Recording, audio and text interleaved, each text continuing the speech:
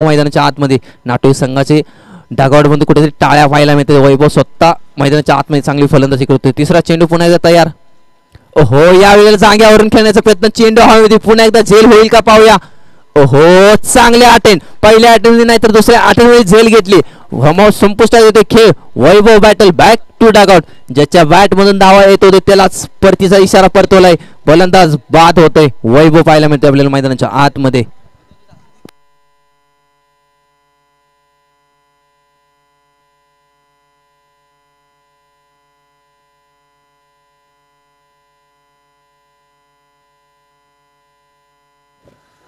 वैभवसाठी टाळ्या झाल्या होत्या. नक्कीच वैभवचा खेळ चांगला यायला वैभवने तब्बल ठोकले गेल्या 4 ते 5 षटका ठोकलेले. वैभवसाठी टाळ्या झाल्याच पाहिजे डागाडमध्ये. नक्कीच 3 चेंडूचा खेळ बाकी असेल. अजून देखील गोलंदाज ट्राय करते आपल्याला पाहायला मिळते प्रवीण.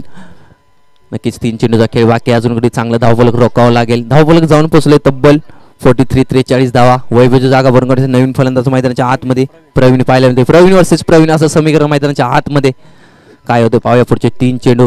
संघाचा अर्धशतक होताना पाहायला मिळेल का नाटोई संघाचा चौथा चेंडू. ओहो, या वेळेला आल्या उडवलाय चेंडू खाली. क्षेत्ररक्षण झेलचा प्रयत्न, चांगली झेल पाहायला मिळते. बॅक टू डगआउट प्रवीणने प्रवीणचा खेळ संपवलाय. प्रवीणला डगआउटचा दिशा परतावं लागेल.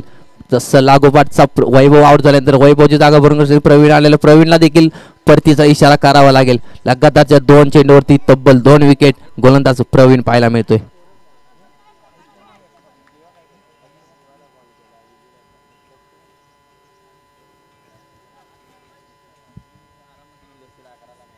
नक्कीच 43 धावा झाले. चांगली खेळी मैदानाच्या आतमध्ये नाटोई संघाकडून वैभव करत होता.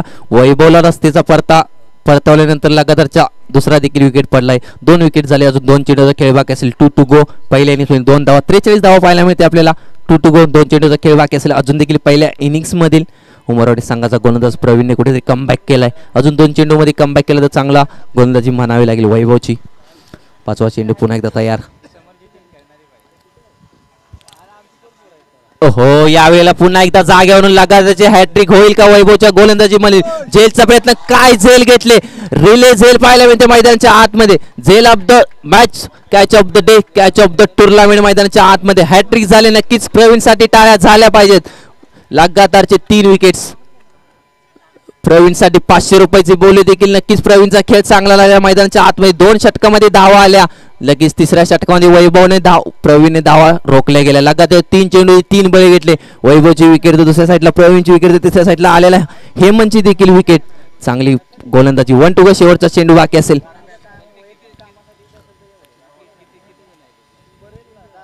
जर वैभवची कॅच तुम्ही पहिलीच पकडली असेल धावफलक अजून थांबला असता. वैभवची कॅच पकडण्यास कुठेतरी वेळ झाला. तोच विलंब तुम्हाला कुठेतरी महागात पडू शकतो. 1 टू गो. शेवटचा चेंडू बाकी असेल पहिल्या इनिंग्स मधील.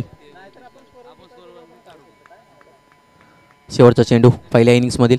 ओहो, यावेळेला लगातारच्या 4थ्या चेंडूवरती देखील विकेट भेटले जाते. काय गोलंदाजी मैदानाच्या आतमध्ये. टाळ्या झाल्या पाहिजेत प्रवीणसाठी. लगातारच्या 4 चेंडूवरती 4 विकेट्स घेतले फलंदाज प्रवीण पाहायला मिळते आपल्याला. गोलंदाज चांगल्या गोलंदाजी पाहायला मिळते.